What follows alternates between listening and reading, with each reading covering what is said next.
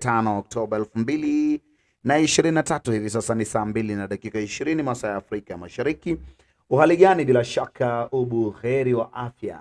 Taratibu tunakukaribisha katika breakfast show ya Channel 7 News TV East Africa pamoja na Kenya News Live TV, na langu jina ni Munashwai. Bila shaka niko na mzee wangu, mzee mwenye mazungumzo yake, mzee mwenye kudadavua namna ambavyo mambo ya siasa yanavyoenda, uchumi hali kadhalika, lakini pia ushauri. Mara nyingi huwa anatoa ushauri kwa serikali, wananchi na namna ambavyo mambo yanaenda. Naitwa mzee wangu mzee Henry Onderi Nyamwea, lakini niko na producer Eugene Vibes with _ niko naye hapa studio live kabisa kupitia ukurasa wa Facebook wa Channel 7 News TV, lakini pamoja na Kenya News Live TV tuko live, na namna ambavyo tuna zungumza na wewe, kwanza ni kukusalimia uhali gani, lakini pia ni kukueleza yale ambayo yanajiri katika taifa letu, hususan siku ya jana. Taarifa kubwa ambayo imeweza kutikisa taifa la Kenya ni namna ambavyo Mheshimiwa Rais ameweza kutengeneza mazingira, kuboresha, lakini pia kupunguza na kuongeza,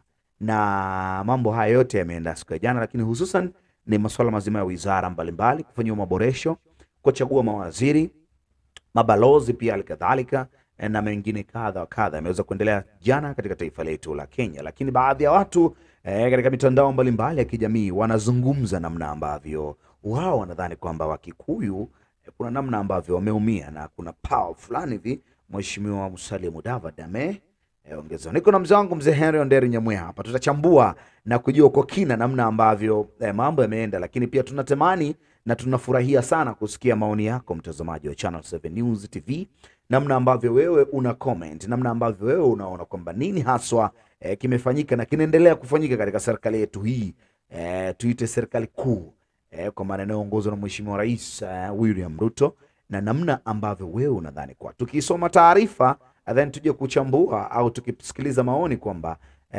rais au tunatamani sana kuona namna ambavyo serikali yetu inazungumza, lakini hususan tukipata taarifa kidogo at least mwanga uonekane. Taarifa inasema kuwa Rais Ruto aendelea kummegea Mudavadi tonge serikalini. Hiki ni kichwa cha habari ambacho tunasema hivi kwamba Rais Ruto ameendelea kummegea tonge Mheshimiwa Mudavadi serikalini.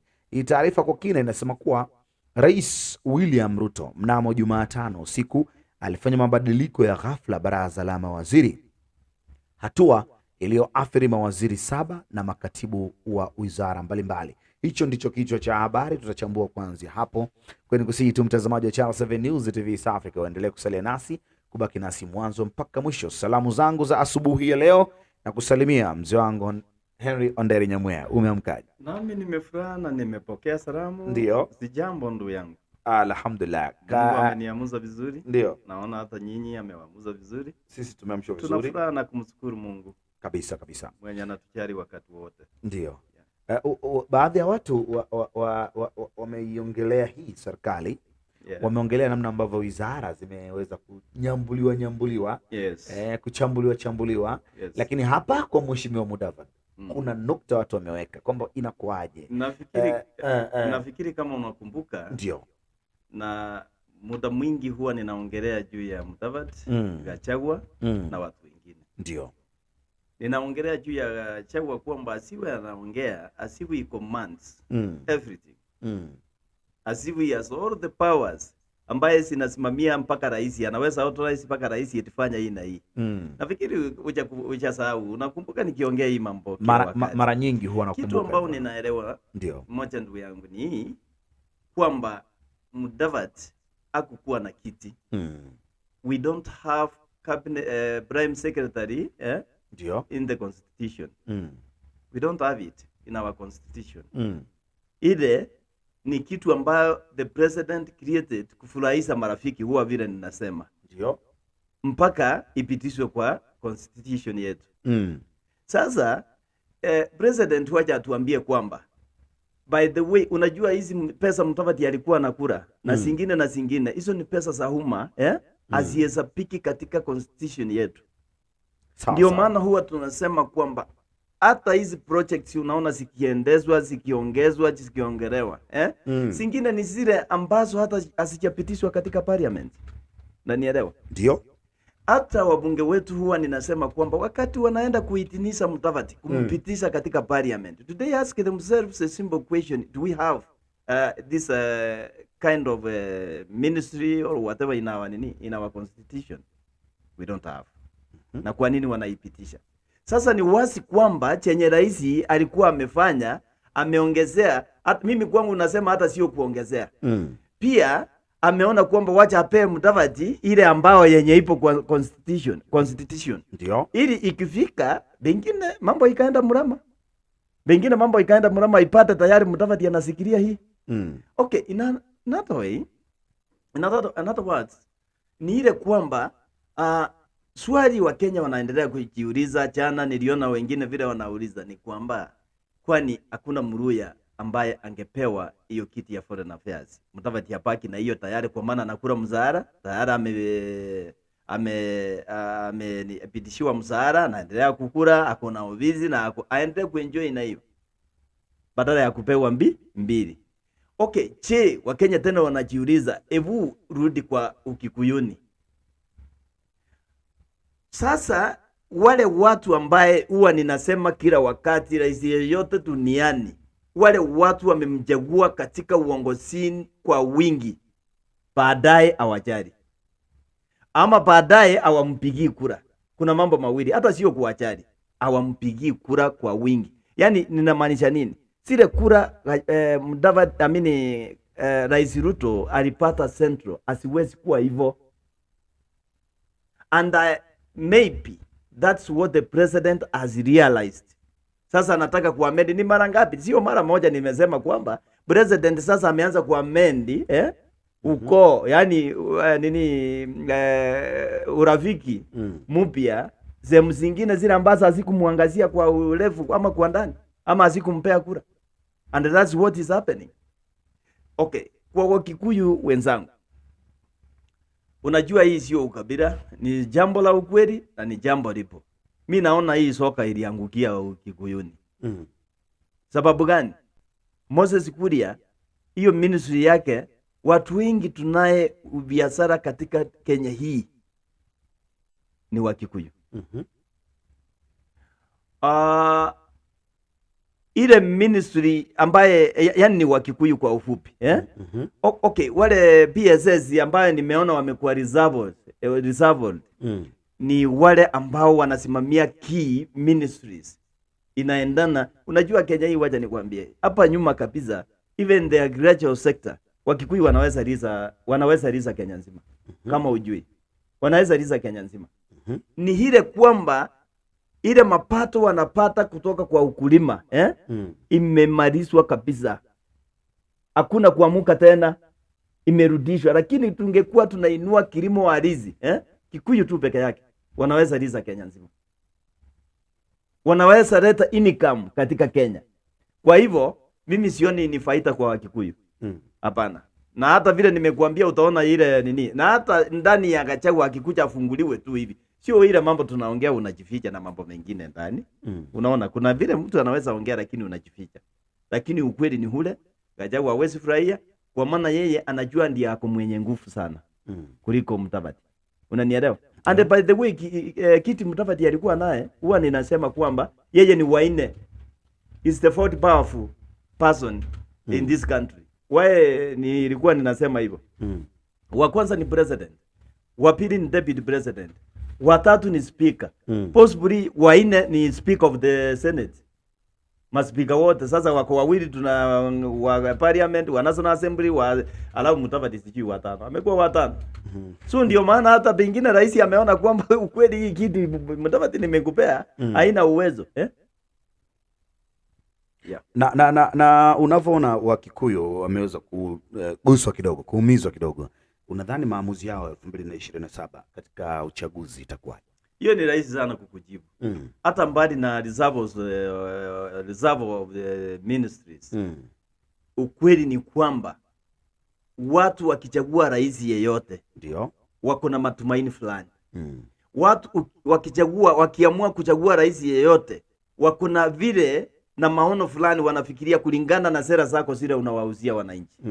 kulingana na manifesto yako ile ambao unahusia wananchi. Ndio. Ndipo watu wanaangalia, wanaona kweli kulingana na vile anaongea, kulingana na manifesto, by the way tunaenda tukaponea. Tunaweza enda tukaponea Kenya, tuinuke, But kufuatana na mtazamo alizi na taswira yenye iko kwa ground hapa chini, people have started to realize that what they were promised hakuna.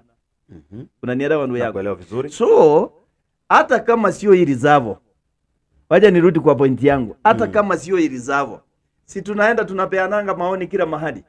Unasikia hiyo maoni ni ya Mkikuyu, ni ya kabila gani? Kila kabila, awe Mkikuyu, awe Mkale, awe nani, even from the president's own backyard, people are complaining, people are crying kwa gharama ya maisha, si ndio? Si ni ukweli? So what we are saying, hata mbali na hili zabo, still the president has a problem kutoka central. Ni vile iko kichini chini, na tukiongea hivyo watu wanaona ni ukweli mtupu, ni ule ako na shida central sahi. Zile kura alipata hapa hawezi sipata. Tumeongea tu publicly until will come. What is being said is there.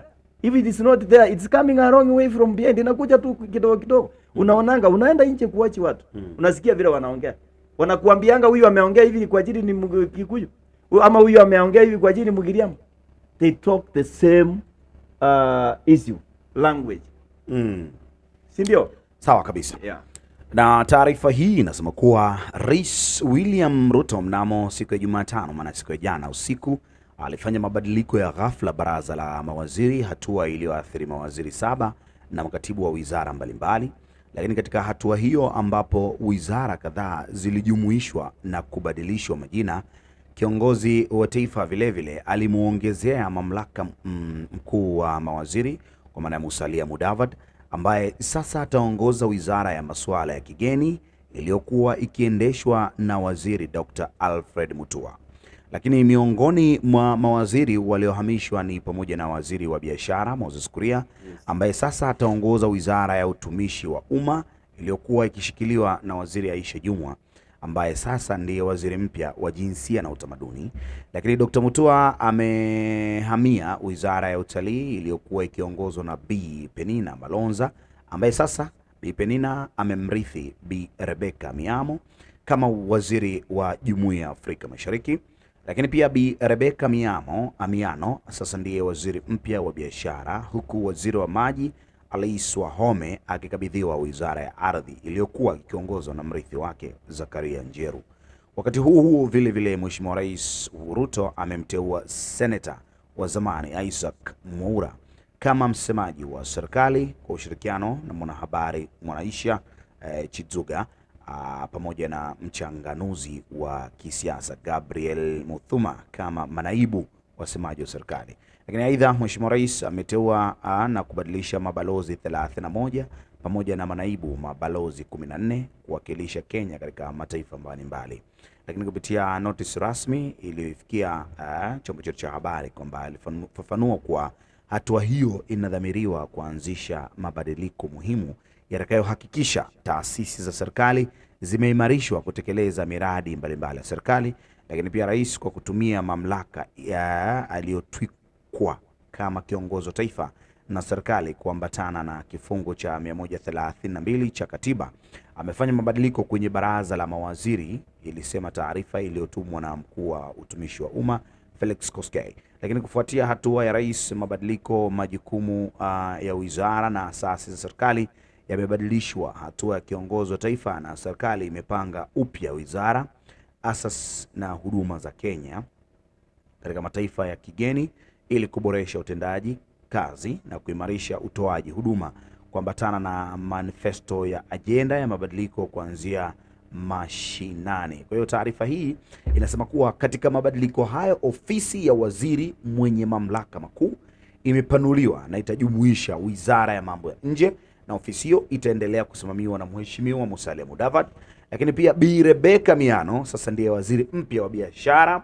Lakini Honorable Alice Wahome sasa ndiye waziri mpya wa ardhi, makazi na maendeleo ya mitaa. Lakini Zakaria Njeru aliyekuwa waziri wa makazi sasa ataongoza wizara ya maji, usafi na unyunyizaji, ambayo awali ilikuwa inashikiliwa na Alice Wahome, lakini Mheshimiwa Penina Malonza sasa ni waziri wa masuala ya Jumuiya ya Afrika Mashariki, maeneo kame na ustawi wa kieneo. Lakini pia Wizara ya Utalii, Wanyamapori na Turathi imefanyiwa mabadiliko na sasa itajulikana kama Wizara ya Utalii na Wanyamapori. Wizara hiyo itaongozwa na Mheshimiwa Dr. Alfred Mutua. Lakini Wizara ya Utumishi wa Umma, Jinsia na Kitendo Sawazishi imefanyiwa mabadiliko na sasa itajulikana kama Wizara ya Utumishi wa Umma, Utendaji Kazi na Usimamizi wa Utoaji Huduma, na wizara hiyo sasa itasimamiwa na Mheshimiwa Moses Kuria. Ameletwa kwenye Wizara ya Utumishi wa Umma, Utendaji Kazi na Usimamizi wa Utoaji Huduma. Lakini pia wizara mpya ya Jinsia, Utamaduni, Sanaa na Turathi imeundwa, itasimamiwa na Aisha Jumwa. Unaona hiyo ni wizara mpya ya jinsia imeundwa. Jinsia, utamaduni, tunaendelea kuongeza. Na ndio wizara ni wizara ya Jinsia, Utamaduni, Sanaa. Umeona hapo? Tofauti na ile wizara ya masuala ya vijana, sanaa na michezo ambayo imefanyiwa mabadiliko, sasa itaitwa Wizara ya Masuala ya Vijana na Michezo, ambayo bado Mheshimiwa Babu na Mwamba atakuwepo pale. Kwa hiyo imeongezwa wizara au imeundwa wizara nyingine. Aisha Juma amekamata. Pia ndugu yangu, kuna kitu hapo kulingana na kampeni yenye ilifanywa kabla Rais Ruto achakuja uongozini. Ndio the reasons why Moses Kuria anajua alipewa hiyo wizara. Nimekuambia watu wengi, na hiyo ni ukweli. Hiyo ni ukweli mtupu. Wafanyi biashara katika hii Kenya hii, mabanki na nini, investors in this country ni Wakikuyu, ni watu kutoka Mount Kenya. Unanielewa ndugu yangu? Ndio. So Moses Kuria alipewa ainue watu, sio hata kuinua watu wao, kwa maana wao ni wengi, unaona? Airigacha pia ndio sababu ilienda Mount Kenya. Unanielewa? Ndio. Sasa kitu tunasema hapa ni hiki. Instead of reducing ministries, tunaongezea. Unanielewa? Ndio. Unajua rais ni kama hajaelewa bado gharama ya maisha inapanda kupitia na nini. Number one, huwa ninaisisitiza kila wakati ni kuongeza ministries. We are supposed to reduce ministries into minimum 14. They are supposed to be 14. Hizi wizara zingine unaona ameongezea hapo mtu, ameandika mtu hapo kazi, Kuna kitu amefanya hapo. Sababu, unajua ni sababu gani? Ametoa ile ministry ilikuwa kwa mwingine, kwa nani, kwa Alfred Mutua, ameipea Mudavadi, amekuwa na 2. Umenielewa? Sasa nafasi, in other words, nafasi ya Alfred Mutua ingekosa. That's why they have created this other ministry. Wakenya sijui kama mnaona hii game iko hapa. Ile ministry ya Alfred, Dr. Alfred Mutua alikuwa nao ya foreign affairs, imepeanwa kwa Mudavadi. So Mudavadi amesikiria na 2. You may ask yourself a simple question, or you can ask yourself a simple question. Then Alfred angekuwa wapi? Sasa meaning, it simply means ile ministry ya Mudavadi, ya Alfred Mutua kama imepewa Mudavadi, they had to create another ministry extra. Ndio hii iko chini kabisa, tena mtu amepewa. Badala ya Alfred Mutua angetolewa hapo akose. Sasa mwenye alikuwa mahali amesugumu amekuja. We have created another extra ministry instead of reducing. Rais wetu, who are your economists? Economists, advisors. Who are these people? Ndi ama nani? The problem we have, why gharama ya maisha iko juu, is because ya kucreate sector zingine, zemu zingine, parastatal, ili to reward our friends. Instead of reducing, umeongeza. Those ministries are supposed to be 14. Hizi zingine unaongeza ni zile mtu anaweza jumuiza. Okay, imekuwaje rais uunganishe Mudavadi kwa ministry 2? Do it the same to other ministries. Unatakiwa kuunganisha ministry 3, 4 mtu mmoja. 3, 4, ungefanya hivyo rais wangu, ninakuambia Kenya nzima ungeona watu wako kwa street, instead of rioting kusupport. Kwa nini unasema? Kwa maana hapa ndio gharama ya maisha imefanya nini? Imepanda.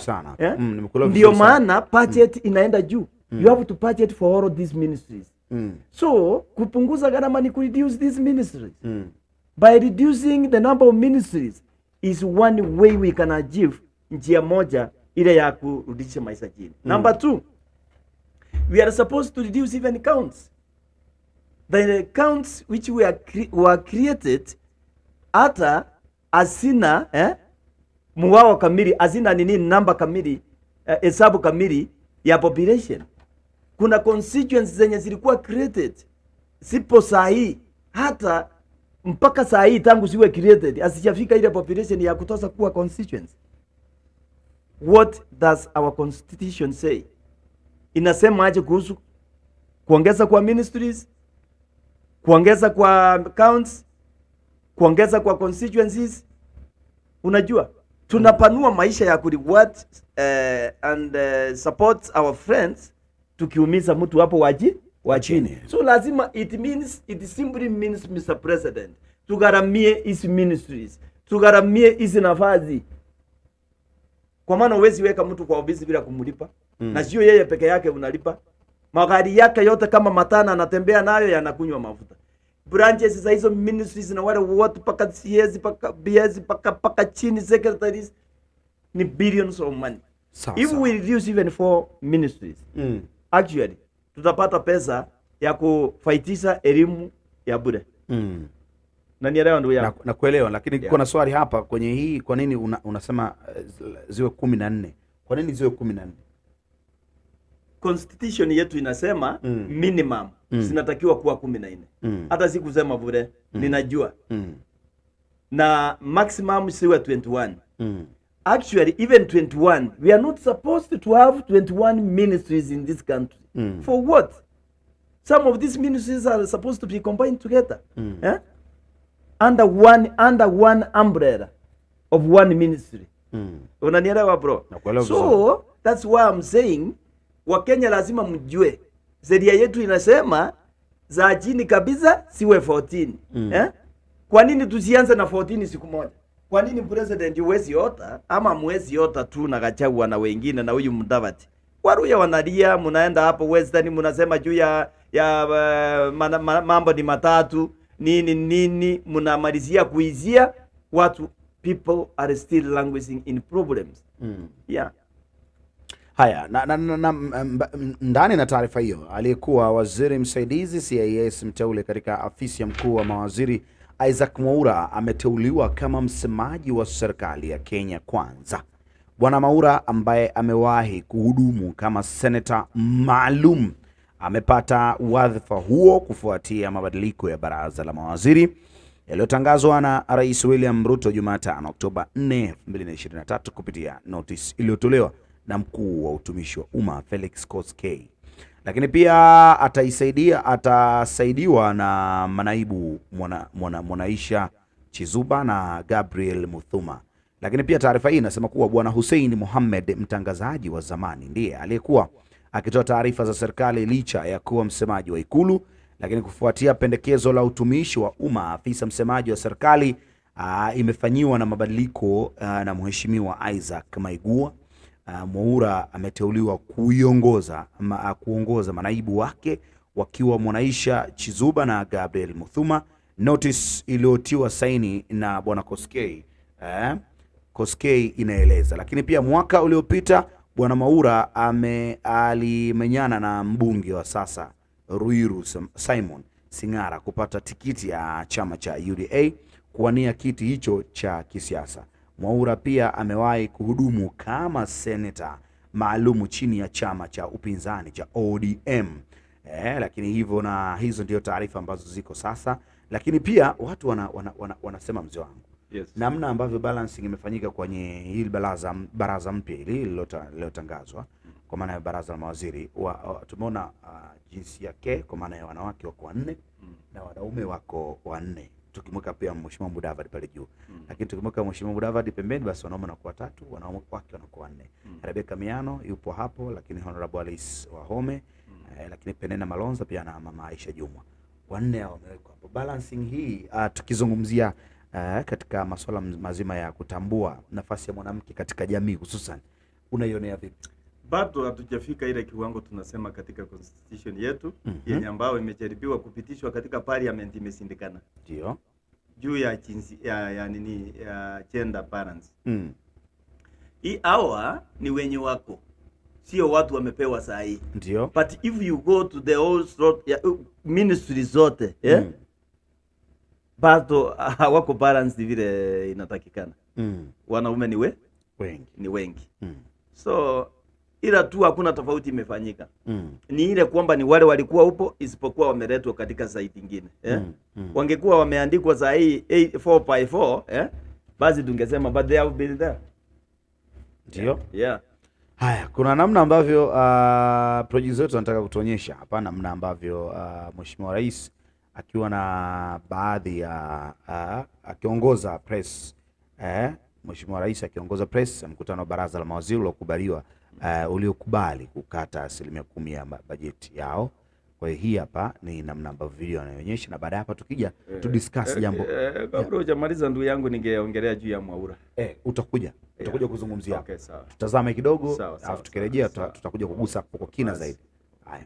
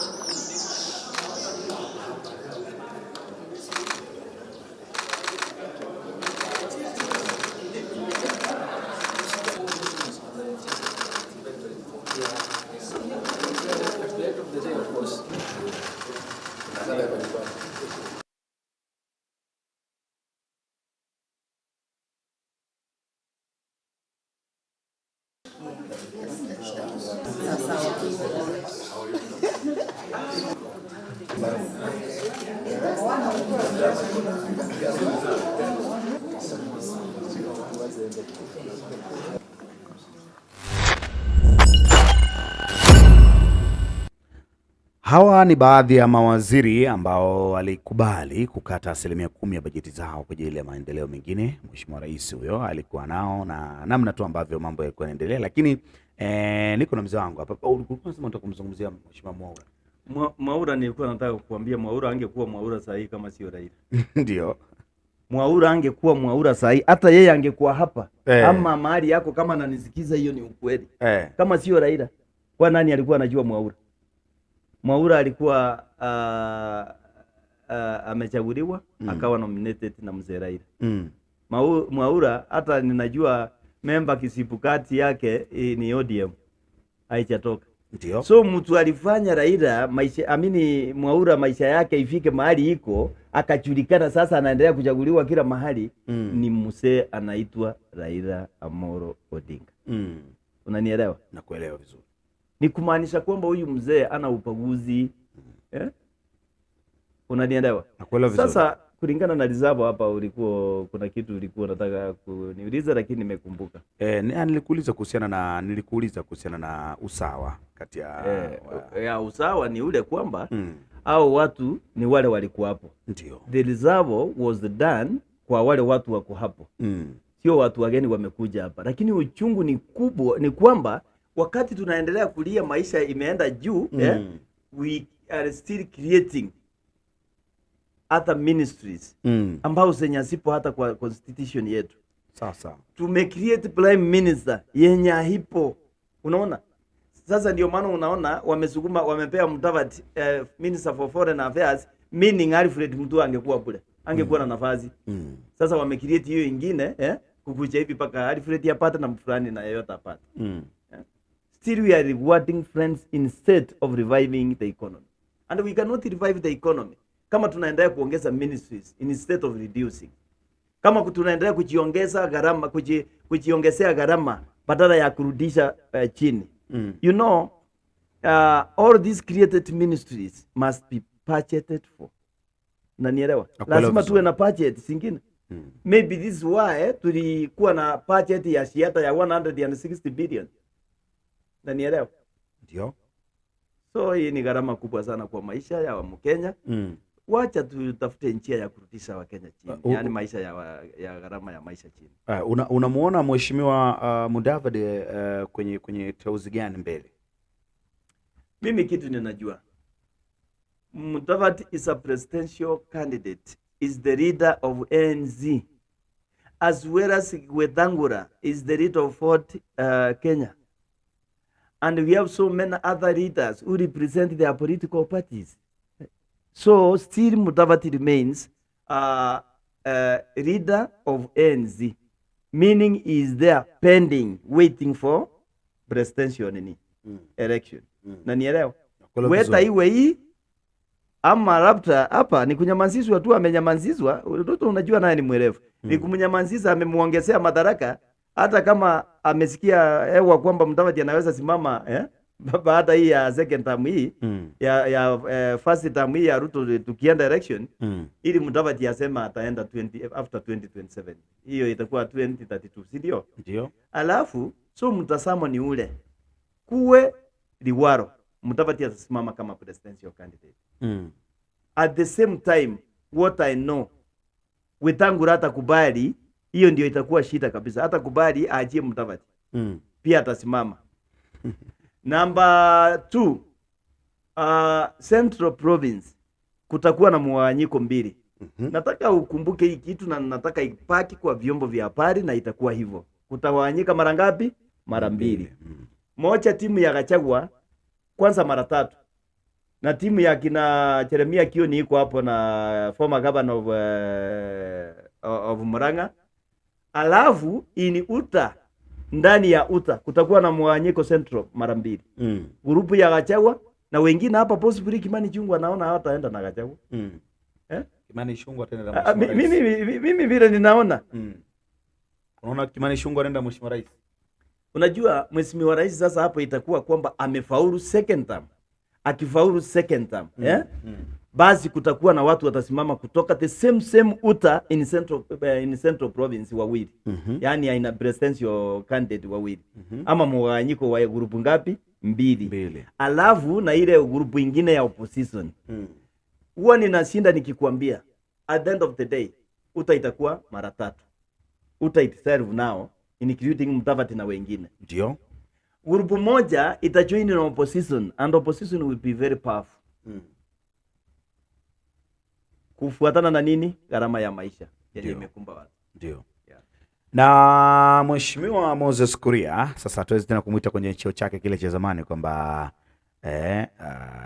waziri wa biashara Moses Kuria, hapana. Hii sasa itabidi tuibadilishe.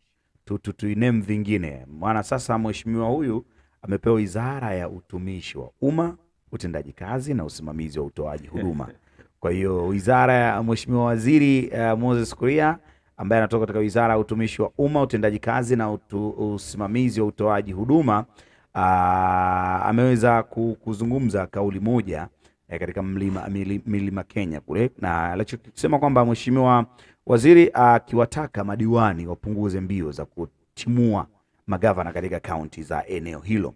Kauli yake ambayo ilichapishwa kwa mtandao wa Twitter au mtandao wa X inajiri huku madiwani wa kaunti ya Meru wakiendelea kuongeza kuni kwenye tanuri la moto kuambatana na gavana wa Kawira Mwangaza. Alisema kanda hiyo imeingia katika historia kuwa na kaunti ya kwanza Kiambu kumfurusha gavana mamlakani kikamilifu. Bwana Kuria alibainisha sasa ni wakati wa Mlima Kenya kuruhusu kaunti za maeneo mengine kuogelea kwa bahari hiyo chafu. Lakini taarifa hii inasema kuwa kwa moyo wa ujumuishaji na utangamano wa kitaifa, Mlima Kenya uachie nafasi kaunti nyingine kuwaondoa magavana wao. Waziri Kuria alionekana kutania, kauli yake ikionekana kumuunga mkono gavana Mwangaza. Lakini aliyekuwa gavana wa Kiambu Ferdinand Waititu aling'atuliwa uongozini na wawakilishi zaidi, uamuzi uliopigwa muhuri na Seneti Januari 2020.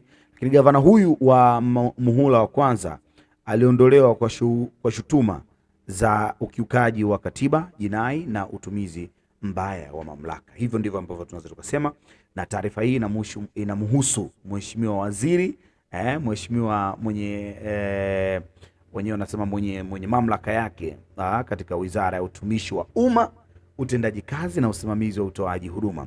Hii wizara baba yangu inamfiti mheshimiwa Moses Kuria.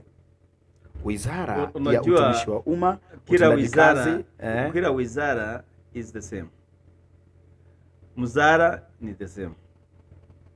Wizara zote zinafanya ama siko katika Kenya na siko na manufaa katika kwa mwananchi wa Kenya ama katika shughuli ya Kenya. Ila tu ni kwamba tumezoea Moses Kuria kama wizara wa biashara. Ndio. Sasa isipokuwa ni kama wali realize hiyo wizara inapea Moses Kuria platform zaidi. Unanielewa? Kwa maana inampidi azunguke kila mahali. Na ukizunguka lazima uongee. Na ukiongea labda mambo mengine, unajua badala wangemnyamaziza, mimi naona kwamba wamemnyamaziza katika asipate platform zaidi ya kuongea vile alikuwa anaongea kwa wizara ya biashara. Naam. Kwa maana ilikuwa anazunguka kila mahali. Anapeana maoni kila mahali. Na lazima ataje juu ya siasa. Yeah. Mimi nilikuwa nataka ni base kwenye kitu kimoja. Umesema kila wizara ni the same katika masuala mazima mshahara, masuala mazima uongozaji na masuala mazima manufaa kwa mwananchi. Mimi nazungumzia professional ya mtu. Inawezekana Mheshimiwa Moses Kuria alikuwa katika masuala mazima biashara kule kwa sababu inaonekana labda ni professional yake au sekta ile imemfiti zaidi kulinganisha na hii sekta ambayo swali langu linakuja hapa. Huku amekuwa kwenye wizara ya utumishi wa umma. Lakini pia utendaji kazi na usimamizi wa utoaji huduma. Unadhani anafiti vizuri? Unajua Kenya hii ndugu yangu, kama unaongojea mtu awekwe mahali katika profession yake iko, utaongoja sana. Utaongoja zaidi. Kwani Machogu professional yake ni education. It's not. Even Kindiki. It's not. Ndio. All these people wamewekwa katika tu yani vile ulikuwa unaangalia rafiki. Unanielewa? Ni ile kwamba watu wengine wamekuwa katika administration, wengine wamekuwa katika mahali fulani, yani wako na knowledge ya anaweza kugovern ama anaweza kuongoza popote pale. Unanielewa? Ndio. So hao watu wote tukiwafuatilia hakuna mwenye amewekwa katika ile ministry yenye profession yake mahali amehitimu vizuri. Ni uongo kabisa. Kila mtu amewekwa tofauti. Ukiongojea hiyo ndugu yangu utaongoja sana. Sasa what we are saying here ni Moses Kuria ukweli amehitimu katika nini, amefanya vizuri katika hiyo sekta.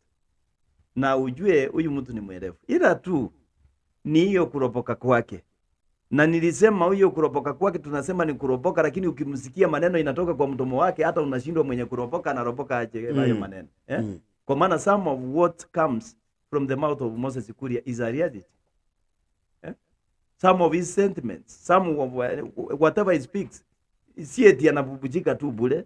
Ukifuatilia vizuri kila neno, mimi nafuatilia anga vibaya, lakini kila neno ambao inatoka katika mdomoni mwa Moses Kuria liko na ground fulani. Kuna ground fulani hapo ukifuatilia vizuri. Ndio. Na inakuwa. So labda, that's why I'm saying labda wamemnyamazisha in another way round, kwa maana hapo alikuwa na platform nyingi sana. Akienda kufungua kama hizi nini, kwenda round, anapata platform, lazima aongee, lazima atache mambo na siasa.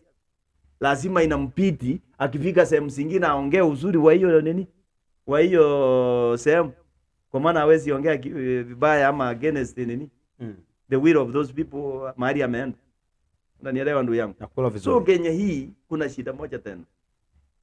Bila tulikuwa tunachagua tangu sio hata Ruto mwenyewe. Our ministers ni kinyume na zile profession mtu wako nayo. When it comes to the vetting of parliament, pia hawaulizi kwamba wewe profession yako ni gani, na hii utafanya namna gani. Kitu ambao inafanyika pale ni majority of members in that parliament. Sawa. Wana support nini? Sawa. Yeah. Kwa sasa tukatazame video ambayo Mheshimiwa Rais anaonekana kuongozana na watu usalama, wakikaribisha watu usalama kutoka UN kwa maana ya Umoja wa Mataifa.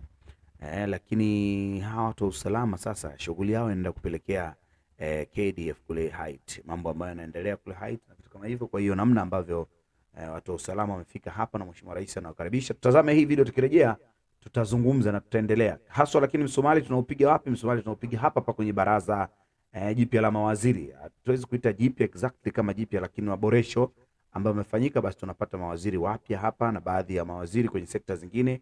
Mawaziri wapya kwa maana ya baadhi ya viongozi wamebadilishwa nafasi au wamebadilishwa wizara. Kwa hiyo ndio maana tunaita mawaziri wapya. Lakini sio kama ni mawaziri ambao walikuwa hapo katika utendakazi, walikuwa wapo katika utendakazi. Karibu mtazamaji wa Channel 7 News TV kutazama hii video.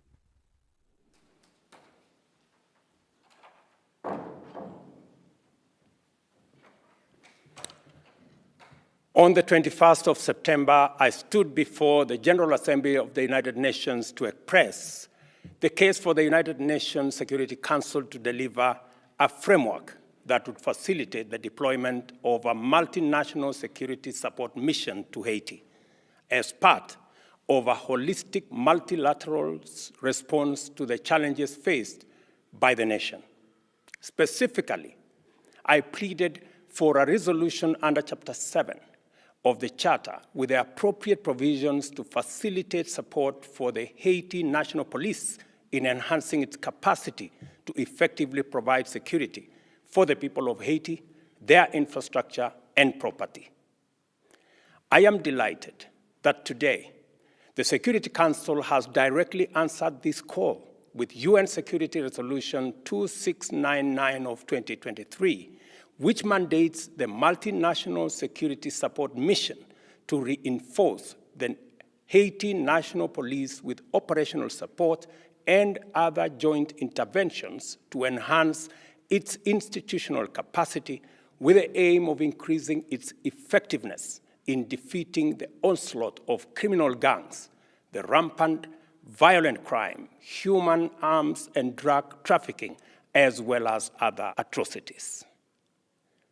The mission is also mandated to secure the country's critical infrastructure, including air and seaports, as well as other vital transit arteries and intersections. I welcome the resolution as an overdue and critical instrument to define the multinational mission, This mission is a fundamental intervention to provide the necessary conditions for Haiti to consolidate its development and governance. It is therefore absolutely essential that resources as well as operational scope available to the UN team, as well as other humanitarian and development actors on the ground in Haiti, be appropriately reinforced. The situation in Haiti demands, as a matter of humanitarian consideration, moral responsibility, and fundamental justice, that actions be scaled up significantly to meet the demands of emergency relief, humanitarian aid, support for livelihoods, and major interventions in public health and environmental protection. As we look forward to the imminent COP28, I also call for the attention of states, international organizations, philanthropies, and other institutions to attend to the severe environmental degradation in Haiti, which calls out for the urgent mobilization of collective action. We express our determination that this mission will provide a different footprint in the history of international interventions in Haiti and emphasize that it is aimed solely at providing an appropriate environment for the leadership of both the political and civil society sectors to usher in stability, development, and democratic governance through a political framework owned and driven by the people of Haiti.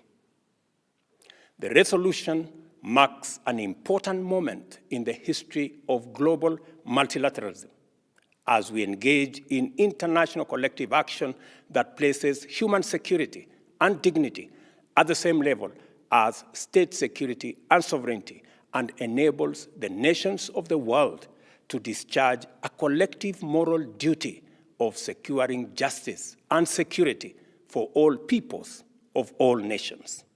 This is a mission for humanity, which connects boldly and directly with the founding principles of the United Nations and affirms our shared hope that justice is finally coming to the people of Haiti, who have borne the brunt of colonial plunder and repression, as well as post-colonial retaliation and exploitation, leaving them vulnerable to geological, climatic, and epidemic calamities.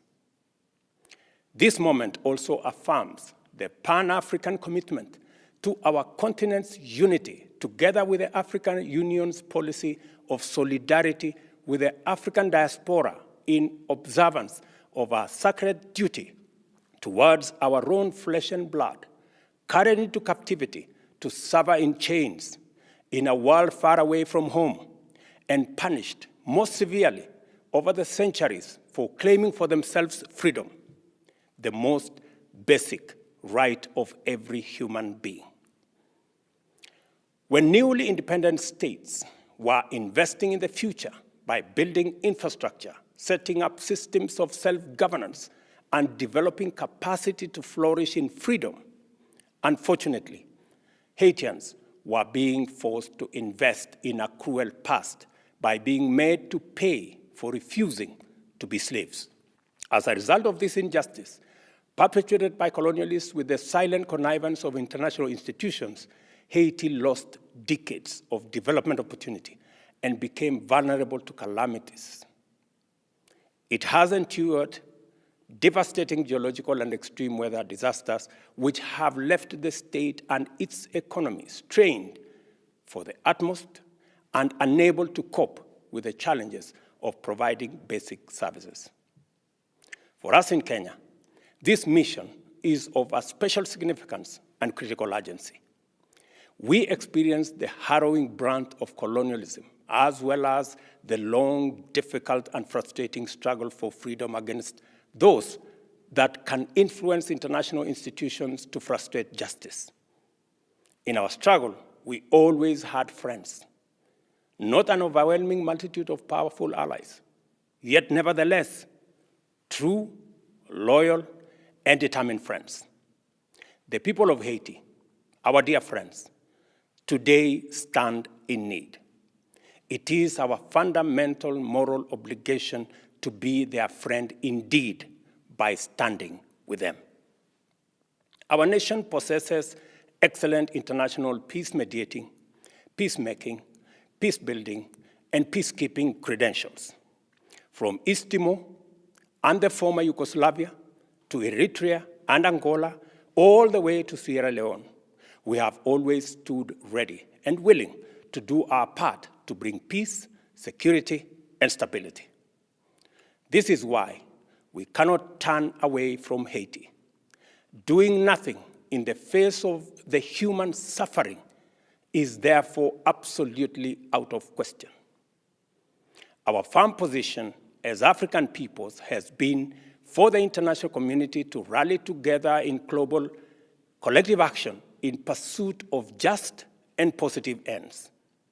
For this reason, we must never forget that Haiti's troubles were inflicted through the improvident policies of colonial retaliation, which underpinned the continuity of atrocities spanning slave trade to colonialism, post-colonial crimes, and outright injustice.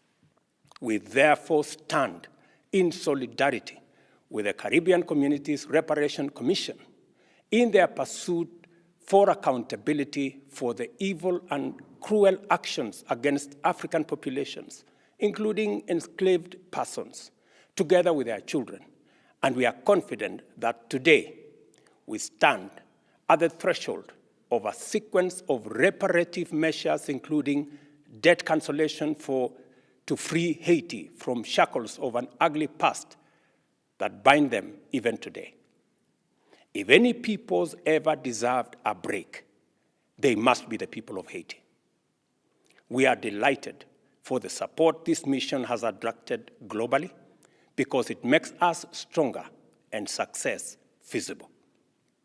I commend the Security Council for making this moment possible and extend special appreciation to the United States and Ecuador for their consultative, inclusive, and focused endeavor, which has proved critical to this outcome. I also take this opportunity to extend a warm thank you to our African compatriots in the Security Council, Gabon, Ghana, and Mozambique for their stewardship of the process, and to all other members of the UN Security Council for their support, which yielded a resolution that is aligned with the principles and values of the AU's constitutive act. I also extend deep gratitude to the Caribbean Community's Eminent Persons Group of the Right Honorable Perry Christie, the Right Honorable Bruce Golding, and the Right Honorable Dr. Kenny Anthony for making possible the good offices of CARICOM to the government and the people of Haiti, and express my great admiration for their steadfast commitment to this cause. We shall succeed in Haiti. We must not. Mambo si shwari sana katika kule taifa la Haiti, na mambo ambayo yanaendelea ni Umoja wa Mataifa pia umeunga mkono pendekezo la Kenya la kuongoza kikosi cha kimataifa cha usalama nchini Haiti, lakini pia kujibu ombi ambalo waziri mkuu wa taifa hilo la Caribbean la kusaidiwa kurejesha utulivu. Lakini Haiti imekumbwa na ghasia za magenge kwa miongo kadhaa, lakini wimbi la ukatili liliongezeka baada ya mauaji ya Julai 2021 ya Rais Jovenel Moise. Ndio maana taifa kama la Kenya linapata nafasi sasa ya kwenda kusaidia utulivu kule nchini Haiti. Hivyo ndivyo ambavyo tunazidi kuendeleza taarifa zetu. Mzee wangu, kuna chochote cha kuchangia hapa kabla tujaenda kutazama video? Kunayo. Ndio. The big question is why not other countries? Why not other countries? And why Kenya? And in fact, I don't know who nicknamed our president as Sakayo. Ndio. Kitu ninashindwa mwenye nickname our president Sakayo ni nani? Na ni kama aliota ndoto za ukweli. Yale mimi ninaona ni yale Rais Ruto alikuwa anapinga kwa Uhuru ndiye anafanya saa hii. Chochote kile alikuwa anapinga petroli kwa Uhuru, anasema kwamba Uganda iko rahisi, Kenya kwa nini iko juu? Leo hii alikuwa anapinga yale machesi Uhuru alituma, I can't remember sijui wapi. Leo hii amefanya the same. Yani kila kitu alikuwa anapinga katika government ya Uhuru is what Sakayo is doing now. Now ni kana kwamba hata Uhuru yale yote Ruto alikuwa anapinga against Uhuru, kweli kumbe Ruto alikuwa anajua Uhuru anafanya vizuri. Basi kama Uhuru alikuwa anafanya vizuri, Uhuru is not the president now. You are the president of the republic of this country. Ndio. Sasa kitu ni kwamba sasa anza kupunguza gharama ya maisha kupitia kwa fuel, kupitia kwa taxi urudisha chini, kupitia, unajua sababu nasema hivyo. Amerizavo ministers ameongeza minister moja. Ndio. Hapa ndio huyu Dr. Ruto anapeleka majeshi yetu Haiti. Unaona? Unafikiri si ni gharama ya Kenya? We are operating through the remote of America. Kenyans, listen to me. Brothers and sisters in this country, you must know that we are under the puppet of America. Hapa ndio America imepata mwelekeo kamili. This is what Americans have been looking for. Hapa mpende msipende, America itoki, itawakwamilia. Rais Ruto alikuwa anaonekana kama anapiga Amerika, anapiga dola, kumbe ni ndoani ilikuwa imeruzwa ili kufuta hata African leaders into the net. Let me advise you Kenyans. I know I don't know much, but also this is very true and is the reality of what is happening now on the ground. Kumbuka, sile vitu yote Rais Ruto alikuwa anapinga, ametengwa nini, is what he is doing exactly today. Kupeleka kwa machesi ngambo wakati ule wa Uhuru, Somali na wapi, Ruto alipinga vikali. But it is what he is doing now. Ni nani aliita Ruto Sakayo? Aliota ama alifanya nini? Ukweli jamaa, mahali, I can't remember who, but I realize that name going all over in the whole country. Who nicknamed him Sakayo? This is a reality. This is what Sakayo could do. Nataka nikuuliza, alikosea kumuita Mheshimiwa Rais Sakayo au? Hapana, Sakayo also alikuwa tax collector, akarudi akakuwa mtumishi wa Mungu. Mzuri sana. Lakini what we are saying ni nani alikuita, na sababu gani nasema hivyo? Umerudia yale maneno ulikuwa unapinga kwa Uhuru. Does it mean kila kitu kumbe Uhuru alikuwa anafanya ni kizuri na ulikuwa unajua ni kizuri na ulikuwa unapinga? Why were you opposing then? Because what you are exactly doing what Uhuru did. Except Uhuru alirudisha maisha ya wananchi chini, akaweka subsidy, akarudisha tax kutoka 16 kukucha 80%. You have increased.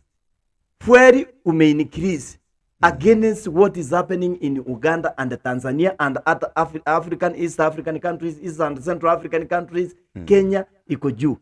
Sasa ulikuwa unaongea kinyume ya dola, kumbe ulikuwa unafuta hata African leaders kukuona kama a visionary leader ambaye ataleta Africa juu.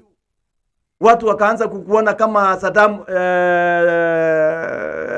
president wa Libya mwingine ambaye amejitokeza. Kumbe sincerely ulikuwa umeruhusa ndoani kwa watu wengine wa Afrika. Swali kuu ni hili. Is this the right way to go? Pesa sinapeleka awa machesi ngambo, allowances and everything ni Kenyan, ni taxpayers money. Hii ministry umeongeza hapa daktari ni taxpayers money. Instead of reducing ministries, sincerely, what is happening to you? Are we operating under the remote of America? Unafuta watu katika ndoani ya America? Where is Kenyans heading to? Our country is in problem. Our president, we keep on singing and we will not get tired singing. the reality is tunatumika zaidi, tunaingiza gharama inakuwa juu zaidi kuliko vile inatakiwa kuwa. Now, is this the way to go? Is this what you meant by reviving the economy? Is this what you think Kenyans watakuwa wakiongojea wajue kwamba maisha itarudishwa chini? Ukweli yale unafanya saa hii na ilikuwa kinyume wakati ule kwa uhuru is what you are doing now. And exactly what you are doing is the opposite kwa mambo mengine. Mali ulikuwa una promise uinue, badala yake umepandisha. Kila kitu ni kupandisha. Safari za kuenda ngambo zimekuwa nyingi. Hiyo zinachukua taxpayers money. Instead, tunaanza kupeleka machesi ngambo, tunaanza kufanya kila kitu. All you are doing ni ile ya kupandisha maisha juu. Sawa. Na mbali na hayo mzee wangu, tutazame namna ambavyo maoni mengine. Haya ni maoni ya mzee wangu mzee Henry Onderi Nyamwea juu ya maisha kwa juu, lakini namna ambavyo serikali ina treat mheshimiwa rais anachukua majeshi wa polisi kupeleka huko ngambo na kufanya hizo harakati za kuiletea amani Haiti, wakati bado kuna namna ambavyo sisi tunaona taifa letu aliko strong katika mambo fulani. Hususan ni maoni ya mzee wangu, lakini pia tunaendelea kuzungumza namna watu wa Ulamu mambo yalivyo, sababu tia nguvu kule na hivyo. Lakini mheshimiwa Opiyo Wandayi naye ameongea juu ya haya masuala yanayoendelea, na yeye amezungumza nini juu ya maamuzi ya mheshimiwa rais William Ruto juu ya kupeleka police Haiti. Nini amezungumza mheshimiwa Opiyo Wandayi? Tukamsikilize, na tukirejea basi tuna mengine mengi na tuna maoni ya watu wengi akiwemo Babu Owino leo na juu ya wizara hizi mabadiliko yake yalivyo, namna ambavyo watu wana comment pia tunapata kuona, na tunazidi kuendana sambamba kabisa au sawia kabisa. Tuko hapa live mpaka mida fulani ya saa 4 na dakika 9. Kwa hiyo nikusihi tu mtazamaji ubaki hapo na usalie nasi tukatazame namna ambavyo mheshimiwa Opiyo Wandayi anazungumza live kabisa hapa Channel 7 News TV. Yes, because she's already here. I'll give the leader of minority first. Thank you very much, Madam Speaker, for using your discretion very, very wisely in the manner you've done. Madam Speaker, the issues raised in Honorable Olwach's statement are grave. They are extremely weighty issues that this House must get seized of. Madam Speaker, even as we speak, and from what we are reading and hearing on international media, it is not clear who made the request for the Kenyan government to send police officers to Haiti. We don't know that it's the US government. We don't know that it's the Haiti government. We don't know whether it is the UN. Even though later on the UN passed a resolution at the Security Council. But that was a very general resolution. It did not specify that Kenya was even to lead that mission. I was very keen. That Security Council resolution did not name Kenya as the leader of that mission. That very dangerous mission. So it behoves, even as we wait for the CS to come here next week to explain, we must express ourselves as a house that this is an extremely dangerous adventure. Extremely dangerous adventure, which is ill-thought, which is reckless, and which is, I would say, very careless. It is extremely careless of whoever has conceived of this very, very ill-conceived notion. Madam Speaker, I conclude that even as the CS comes, let the House register its feelings. And there's no point of trying to say, no. Just wait. You will talk, Honorable Pukose. Yes. As far as I know, you have got no expertise on Haiti matters. Just relax and deal with the health issues. Yeah. Madam Speaker, I'm speaking from a point of authority and knowledge. Yes. We cannot use our children as guinea pigs on an international arena. Our children cannot be used as guinea pigs on an international arena. Why can't the US send its policemen to Haiti, which is next door? Haiti is just next door. They can even go by boat. Thank you, Minority Leader. Honorable Member for Endebess. Madam Speaker, I want to make a comment on the statement by the Honorable Anthony Oluoch. Huyo ni Mheshimiwa Opiyo Wandayi, yeye ni minority leader, lakini pia Mheshimiwa Opiyo Wandayi mara nyingi huwa akizungumza, anazungumza kwa confidence zake zote. Yaani anamalizaga kabisa. Kuna mtu anataka kuinuka anambia utaongea. Ngoja nimalize kwanza. Acha kelele, acha haraka. Napenda sana utendaji kazi wake Mheshimiwa Opiyo Wandayi, by the way. Napenda sana namna ambavyo anafanya kazi.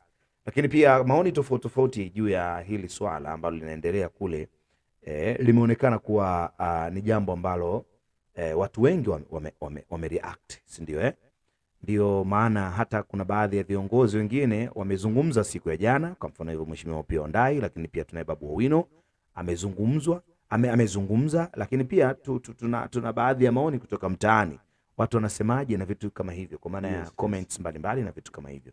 Lakini pia mzee wangu hapa naye anazungumza. Kwa hiyo nikusii tu mtazamaji wa Channel 7 News TV East Africa, unaweza ukachangia hapa chochote ambacho wewe unadhani kuwa ni sahihi kwa ajili tu ya msaada wa taifa letu, kwa ajili tu ya maendeleo ya taifa letu na kadhalika.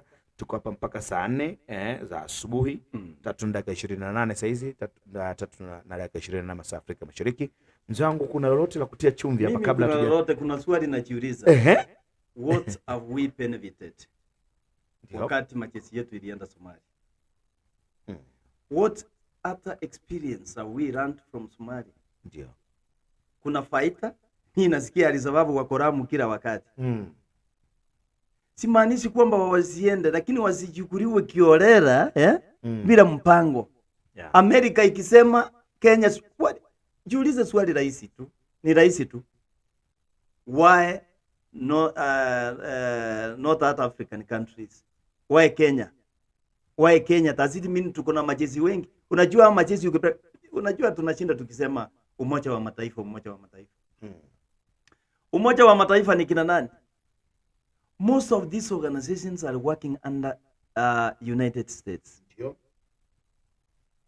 UN, the whole of UN organizations is under United States of America, including World Bank, and sote ni America.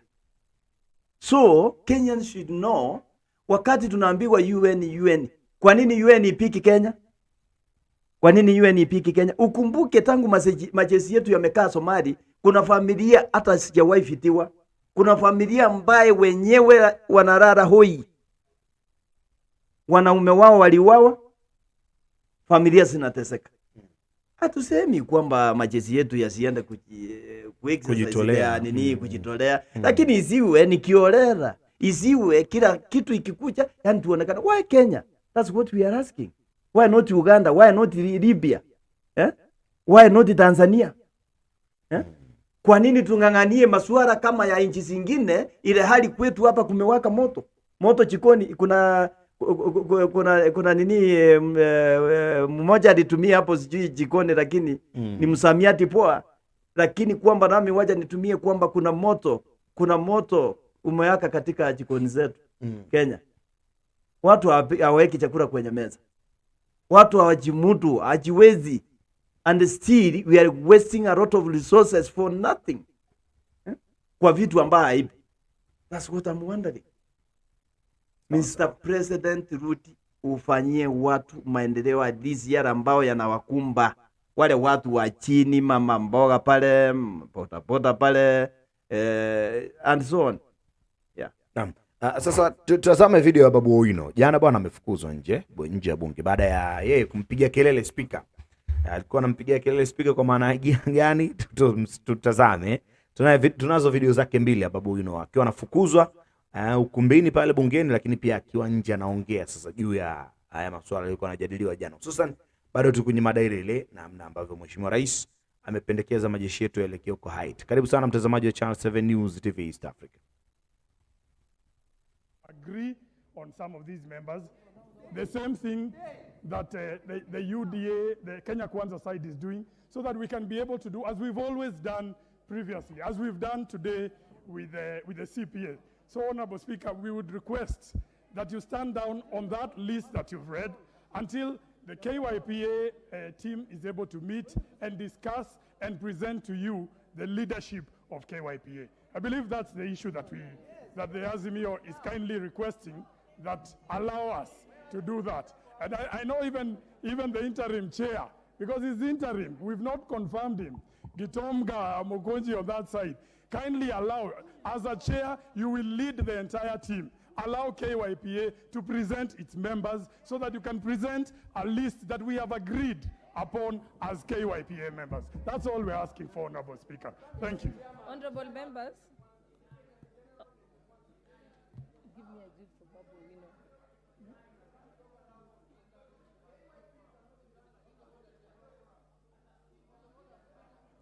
Honorable Babu Owino, I will read for you standing order number 107 and 107A.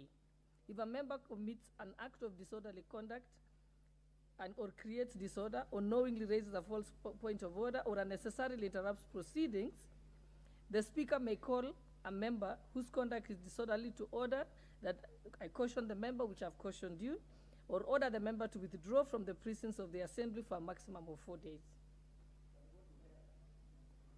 Yeah, please, Sergeant at Arms. Yes. So you, Sergeant at Arms, can you escort him out? Escort him out. Yeah. So you do not come to the precincts of Parliament for 4 days. Please take him out, Sergeant at Arms.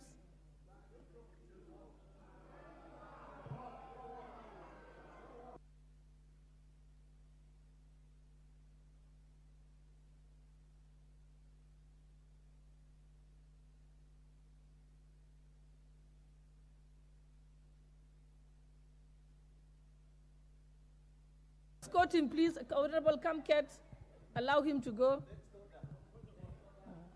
I think on the point of order that you raised, Honorable Member, about the KYPA, because this is a statement of the Speaker, what you can do is write to the Speaker.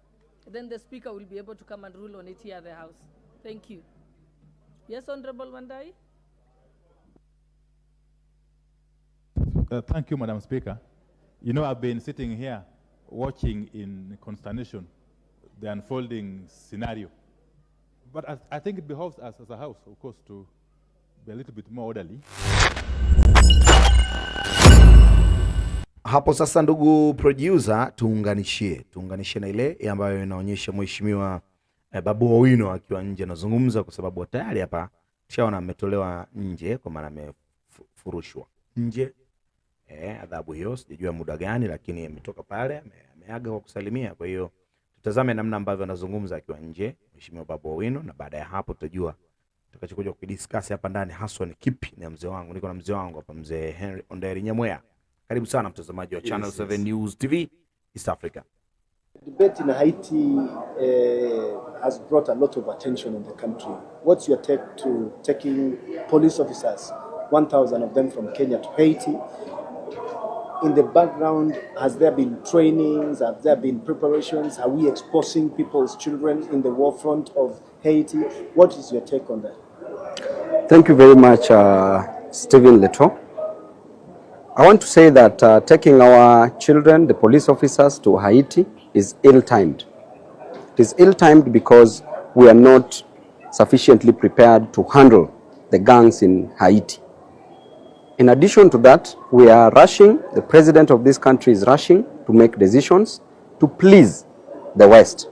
There is no need of removing Africans from Kenya to go and fight Africans in Haiti. If you look at the situation in Haiti, number one, the terrain. Kenyans, or rather the police officers in Kenya, they are not very well conversant with the terrain in Haiti. And you remember Napoleon Bonaparte, the military genius, who lost the war, the battle of Waterloo in 1815, just because of the terrain.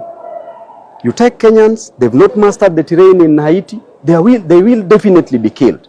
Number two, Haitians speak two languages. The Haitian Creole, one language, and the second one is French. Kenyans or rather the Kenyan police officers, not all of them even speak English. And you take them from Kenya to expect them to go and speak French or the Haitian Creole as a language. At what point will they be interpreting the language, and at what point are they going to handle these gangs? Lastly, I want to say that Haiti as a country has its own sovereignty. It gained its own sovereignty between the year 1791 and the year 1804 from the French government during the Haitian Revolution. And it further regained its sovereignty in the year 1934 when the United States of America withdrew their military from Haiti. So I don't expect our president to move in the interest of pleasing others. Here in Kenya, the families of these police officers, have they been assured of the security of their loved ones? And if you are taking 1,000, we also need to be told at regular intervals, or rather monthly, that how many Kenyans, how many police officers will be killed per month. We need to have that data so that we can mourn with these police officers. Si mchezo eti ulikuwa unafikiria kama police officer unachukua tear gas hapo unapiga kwa maandamano. Sasa unafikiria ukienda Haiti pia ni tear gas ndio unaenda kupiga huko. The families of these police officers should be assured, should be told of the compensation, the damages that will be paid in case their loved ones are killed in Haiti. But I can tell you today, if we've not managed to handle successfully the bandits in Kenya, where we know very well, how will we handle the gangs in Haiti who came as a result of the assassination of President Jovenel Moise in 2021? How will we handle these gangs if we can't handle our own bandits in Kenya? Mheshimiwa Babu Owino huyo akizungumza live kabisa, na tumepata kumsikiliza hapa, lakini mengi ameyazungumza. Kuna baadhi ya vitu sisi katika taifa letu bado hatujaweza kuvimudu. Iweje tuendelee kwenda kuvitengenezea au kujionyesha ni maridadi kwenye nchi za wengine kama Haiti? Basi serikali wanayo, kwa nini wasipambane na hali yao? Kuna namna mengi ameyazungumza hapa, lakini kikubwa ni kuhusiana tu na kupinga hili swala Mheshimiwa Rais ambalo amelifanya hapa, au hii hali ambayo inaenda kutokea kwa wafanyakazi wetu, watu wetu wa taifa la Kenya. Hivyo ndivyo ambavyo wameweza kuzungumza Babu Owino.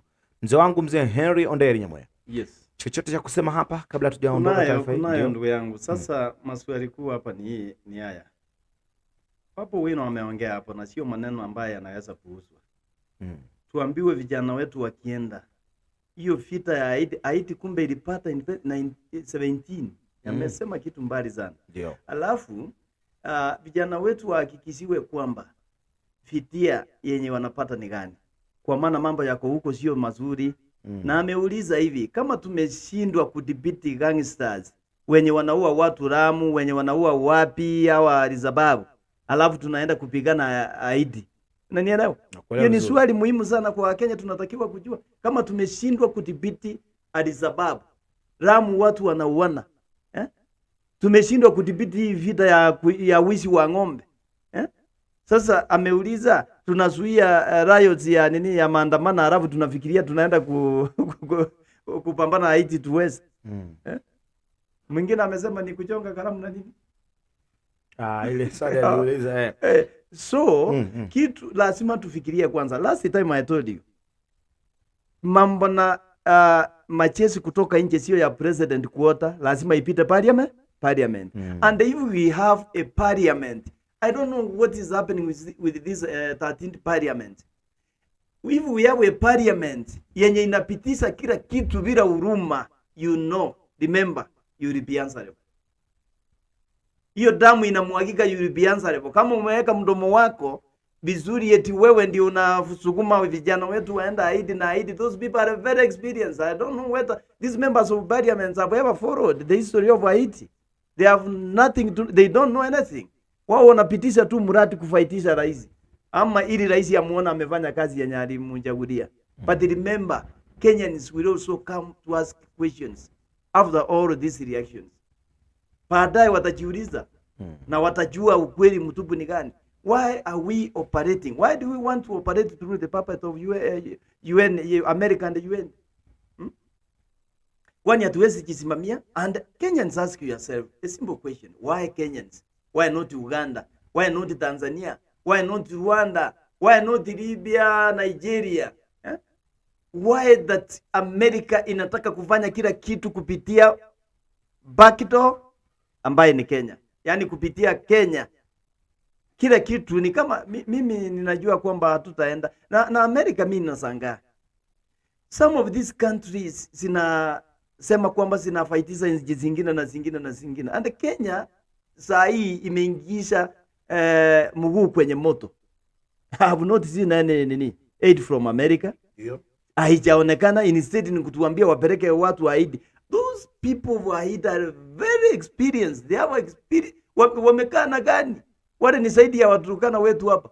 Msifikiri hii vita ya kuzuia wezi wa ng'ombe hapa na kuzuia wa maandamano ndio mtaenda kupeleka pale.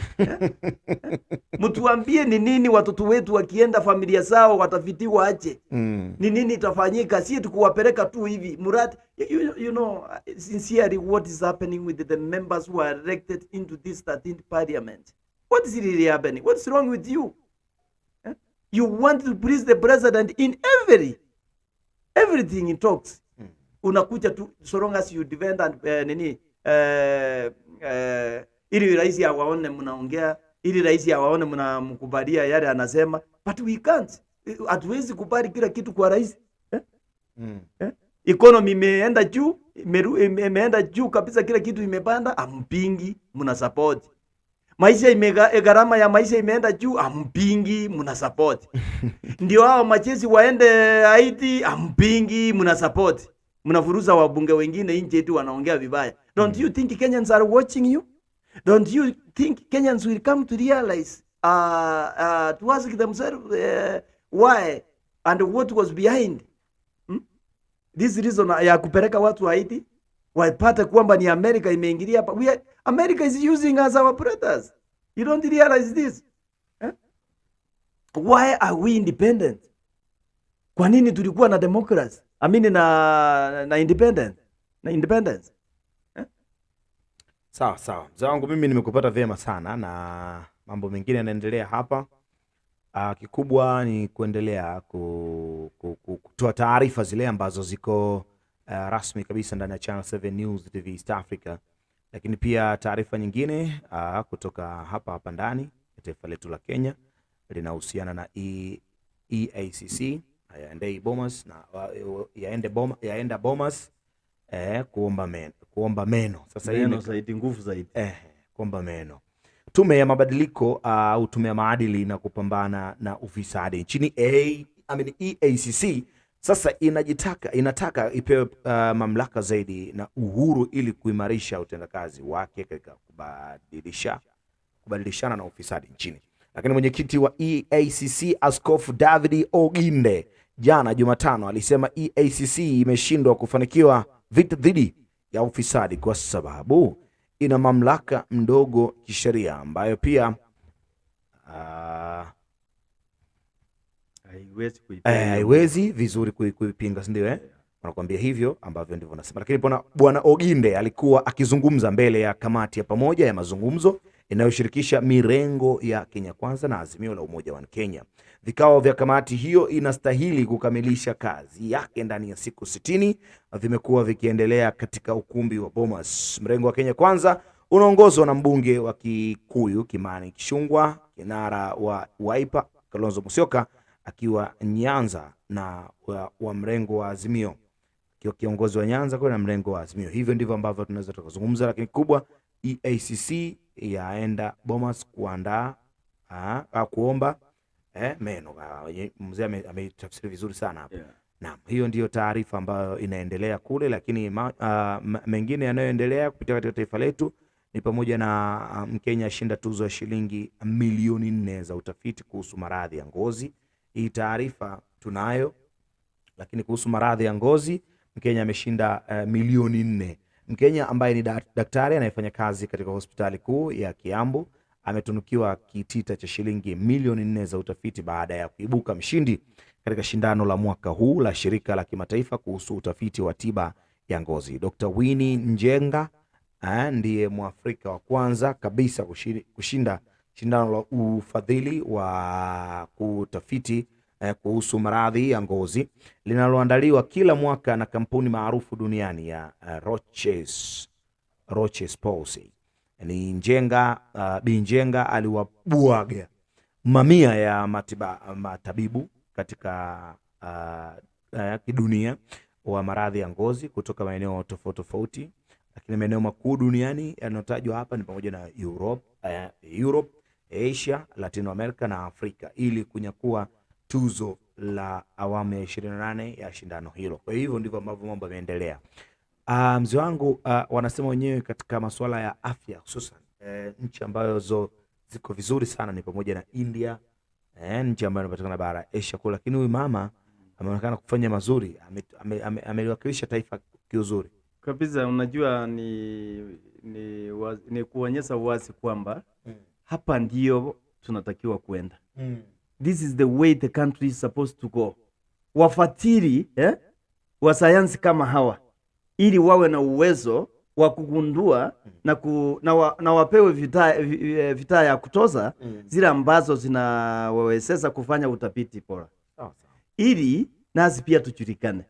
Instead tusije tukatumike kila kitu inakuwa tested in Africa. Kila kitu ikikuja inakuwa tested in Africa. Kama ni vita, leta Mwafrika agonge kwanza tuone ni nini iko hapo. Kila kitu leta Mwafrika agonge kwanza. Kama ni alizo Mwafrika kwanza, you know, this menace of nini, hii mambo kama haya inatakiwa kukomwa kabisa. Tuache kutumika na western countries, especially America. We will not benefit. We don't benefit anything from America. Sasa what we are saying, utafiti kama huyu, unaona huyu ni mtoto wetu, amesaliwa hapa, what if zile nini tutazihitaji zile laboratories za utafiti sikipewa vita ya kutoza, siwe finance kutoza, sipewe kila kitu, tutakuwa na watafiti zaidi kuliko huyu kabisa. Is one of the best, na ametunizwa pesa, ametunukiwa pesa milioni 4. Meaning hapa ndio tunatakiwa kwenda as a country, sio kuzunguka na majezi na vitu vingine which will end up benefiting ourselves, few individuals. Sawa.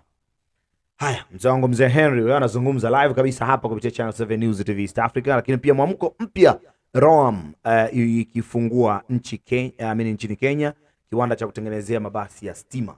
Lakini sasa Wakenya wana fursa ya kusafiri ndani ya mabasi yenye mazingira tulivu na hewa safi baada ya kampuni ya teknolojia mnamo Septemba 2023 kuzindua magari hayo ya kisasa yaliyotengenezewa humu nchini.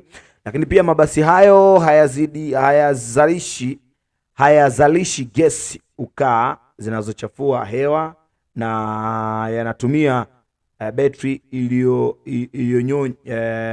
betri inayoyawezesha kusafiri kwa kilomita 200 kwa chaji moja. Lakini pia yakiwekwa kwa stima kupata moto kwa chini ya saa 2. Chini ya saa 2 gari inakuwa imejaa, mambo yanakuwa mazuri. Lakini kando na sifa nyingine nyingi, basi la aina hii linaenda kwa utaratibu, kumaanisha kwamba inapunguza kelele katika maeneo yaliyo na idadi kubwa ya watu. Lakini taarifa inasema kuwa kulingana na afisa mtendaji wa mauzo wa kampuni ya Romu nchini Bwana Dennis Wakaba, mabasi haya yatasaidia kupunguza athari zilizotokana na matumizi ya kawi ya visukuma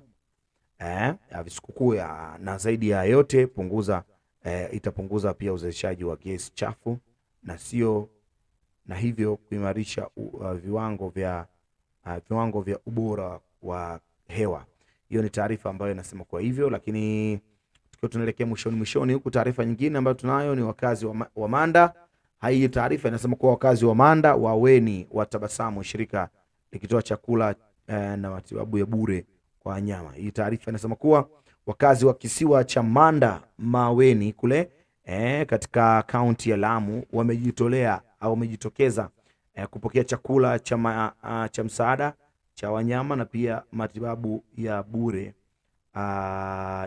ya wanyama hao, wakati ulimwengu ukiadhimisha siku ya wanyama duniani. Taarifa hiyo inasema kwa hivyo. Lakini mwishoni kabisa, huku taarifa zote za kitaifa tumepata kupitia juu, lakini pia taarifa za kimataifa, mtazamaji wa Channel 7 News TV, muhtasari tu wa habari. Teknolojia ya kuiga sauti yaibuka katika vita vya wenyewe kwa wenyewe Sudan. Teknolojia ya kuiga sauti. Lakini pia taarifa nyingine ni Marekani yatoa risasi milioni 1.1 zilizonaswa Iran kwa Ufaransa, Iran kwa Ukraine. Lakini pia taarifa nyingine, mahali pabaya zaidi duniani kuwa moto. Lakini Kenya, mwizi wa watoto wachanga afungwa miaka 25 jela baada ya ufichuzi uliofanyika na BBC. Katika tetesi za soka barani Ulaya, mambo ni mazuri kabisa. Siku ya jana tumepata kushuhudia michezo kadhaa imeweza kuchezwa. Siku ya jana katika UEFA Champions League. Copenhagen wamepigwa goli 2-1 dhidi ya Bayern Munich, lakini Inter Milan na Benfica 1-0, PSV hali kadhalika. Lakini michezo mingine iliweza kuchezwa jana ni pamoja na PSV na Benfica wamefanikiwa kutoa goli 2-2. Lakini michezo ya jana ni ikiwa leta dimbani, Newcastle United dhidi ya PSG. Newcastle ameweza kuibuka na ushindi wa goli 4-1 dhidi ya PSG. Manchester City, Newcastle kutoka Uingereza wameweza kuibuka na goli 4-1 dhidi ya Paris Saint-Germain kutoka kule Ufaransa. Lakini RB Leipzig wamechezea kichapo cha goli 3-1 kutoka Manchester City. Lakini FC Porto sasa wao wameweza kuchezea kichapo cha goli 1-0 kutoka kwa Barcelona, huku Barcelona akiwa na kadi nyekundu 1. Siku ya jana hali kadhalika Celtic alipigwa kichapo cha goli 1 kutoka kwa Lazio. Lakini watu wengi wanauliza swali kuhusiana na Paris Saint-Germain, kichapo cha goli 4-1 Paris Saint-Germain, haswa shida ilikuwa wapi? Maana tumesikia tuko Ufaransa, Paris pale kunguni wamezidi kuongezeka. Sasa sijui itakuwa shida shida ni kunguni au la. Newcastle kumwadhibu goli 4 Paris Saint-Germain sio jambo la kawaida. Sasa tutakuja kudiscuss kidogo tu wakati tukiwa tunafunga hapa. Ghafla au haraka tukimalizia tunayo video moja ambayo tulikuwa na video kweli, au tutamalizia hizi baadaye mchana tukimalizia mzee wangu tuweze kuzungumza mwisho kabisa hapa, maana muda umetutupa mkono.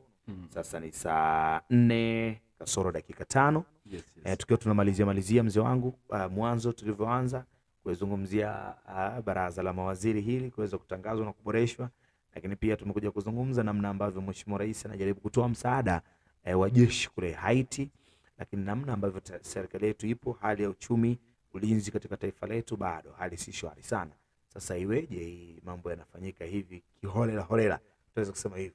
Tumie hilo neno. Lakini mzee wangu, chochote cha kumalizia? Mimi kumalizia ni ile kwamba nataka kutuma hiyo ujumbe kufikia rais na serikali yake yote kwamba Wakenya wanahitaji usaidizi wa dharura kuliko Haiti. Ndio. Wakenya ndio wanahitaji usaidizi wa dharura kuliko Haiti. Haiti wako na nchi zingine nyingi. Hiyo UN mnatuambia UN mnatuambia iko na nchi zingine zile nyingi zinasikiliana pamoja apart from Kenya. Kenyans are asking themselves why Kenya and why are Kenyans suffering. Tunahitaji huduma wa dharura. Rais wetu wa Kenya wanahitaji usaidizi wa dharura kufuatana na maisha imewandama. Tunahitaji usaidizi wa dharura kuliko Haiti. Kenyans are wondering, kwa nini umefunguka macho kwenda Haiti na hujafunguka macho kwa yale yanafanyika katika nchi yetu? Nchi yako binafsi, you are the only president we have. Angazia yenye yanafanyika hapa kwako. Usifikiri ni kama hujaelewa kwamba Wakenya wako na shida. Wakenya wanahitaji usaidizi wa dharura kuliko Haiti. ile ambao unapeleka Haiti ni dharura, lakini Kenya ndio inahitaji dharura zaidi kuliko Haiti. Mzee wangu umesikika vizuri sana na maoni ya mzee wangu hayo, mzee Henry Onderi Nyamweya yanatufanya timie sasa 4 na kasoro dakika 3, lakini amezungumza mengi mazuri mzee wangu. Mwishoni kabisa huku tu kidogo tu siku ya jana bwana, UEFA Champions League mambo yameendelea vizuri. Paris Saint-Germain amefungwa bwana goli 4-1 kutoka Newcastle United. Newcastle United kwenye ili kundi ameonekana kidogo anakuwa na shamra zile tunaweza tukaita anaonyesha kidogo uhai kwenye ile kundi lao. Kwa maana timu za England za England zilikuwa zinaelekea kuisha sote. Kwa maana timu kubwa zimechapwa. Basi Newcastle ndio tulikuwa tumesema kwamba Raptor inaweza kunusuru England. Inaweza kunusuru Uingereza. Sasa Newcastle ilifanya vizuri, lakini nikana kwamba hizi timu ambao zinadharauliwa kwamba ni ndogo ndio zinaibuka. Kwa maana niliambia mwingine hapa si ajabu Newcastle ijabe PSG. Kwa maana PSG zaidi ni marenge, sio timu. Nilisema hivyo na nilisema hapa niliwaambia PSG ni marenge. Na vile hizi timu ambayo tunaona kama ndizo timu kubwa, asipo kubwa tena. Hakuna ukubwa hapo kwa hizi timu tena. PSG ni marenge. So pongezi kwa Newcastle na pongezi kwa timu yangu Chelsea. Chelsea ilishinda juzi by the way. Kupitia pia Motobait tunao www.motobait.com 07000064. Motobait wanakuhakikishia mahali salama kabisa kwa kutengeneza namna ya kipato chako kupitia aviator. Hivyo ndivyo ambavyo tunaweza tukasema, lakini group stages ambazo zinaendelea UEFA Champions League, group A kuna Bayern Munich ambaye anaongoza alama 6, Galatasaray nafasi ya pili ana alama 4 Galatasaray, lakini Copenhagen ana alama 1, michezo miwili tu amecheza, lakini pia Manchester United ana alama 0 kupigwa game zote mbili. Kwa hiyo group A anaongoza Bayern na Galatasaray kwa sasa. Group B anaongozwa na Lens na Arsenal. Arsenal ilipoteza mchezo wa jana juzi, kwa hiyo dhidi ya Lens wenyewe hao, kwa hiyo imepelekea kufanya awe na point 3, huku Lens akiwa na point 4 kwa maana mchezo wa kwanza alisale au alisuluhu na Sevilla. Lakini group C Real Madrid anaongoza juu, ana alama 6, Napoli ana alama 3, Braga ana alama 3 pia, lakini pia Union Berlin ana alama 0. Group D Real Sociedad ana alama 4, Inter Milan ana alama 4, RB Leipzig ana alama 3, lakini Benfica wana alama 0. Group E Atletico Madrid ana alama 4, Lazio ana alama 4, lakini pia Feyenoord ana alama 3 na Celtic wanakamata mkia kwenye alama 0. Lakini group F Newcastle United wanaongoza ligi kwa alama 4, wanaongoza kundi kwa alama 4, PSG wana alama 3, AC Milan wana alama 2, lakini Borussia Dortmund wao wana alama 1. Kwa hiyo Newcastle sasa mchezo mmoja amesale, mchezo wa jana ameshinda. Lakini group G Manchester City wana alama 6, wamepiga zote hawa. RB Leipzig wana alama 3, lakini Young Boys wana alama 1 na Crvena Verdes wana alama 1. Kwa hiyo group H Barcelona ana alama 6, FC Porto ana alama 3, Shakhtar Donetsk ana alama 3 na Antwerp wana alama 0. Kwa hayo ndio makundi ya UEFA Champions League. Utabiri utaendelea kubaki vile, wenye alama 6 hao ndio kuwachunga sana kwa upande wangu mimi. Real Madrid, Bayern Munich, huko chini unamkuta Man City na huko chini kabisa unamkuta Barcelona. Hawa kinaweza kikaumana hawa. Lakini hivyo ndivyo ambavyo tunamaliza, lakini nikukumbushe tu Motobait kupitia www.motobait.com unaweza kufanya ubashiri wako huko. Mambo ya aviator yakawa mazuri kabisa, lakini namba zao za simu ukikwama popote unahitaji msaada basi wapigie kupitia 0700000064. Lakini hivyo ndivyo ambavyo Motobait watakuhakikishia unaweka vizuri oda yako na mambo ya aviator yanakuwa mwake kwa upande wako. Mimi naitwa Muna Shwai, nilikuwa na Eugene pamoja na mzee Henry Onderi Nyamweya. Unatupata kupitia platform zetu kama Muna Shwai Facebook, Muna.Shwai TikTok na Shwai_TZ kupitia ukurasa wa Instagram. Lakini mzee Henry Onderi Nyamweya unampata hivyo Facebook kama Henry Onderi Nyamweya, lakini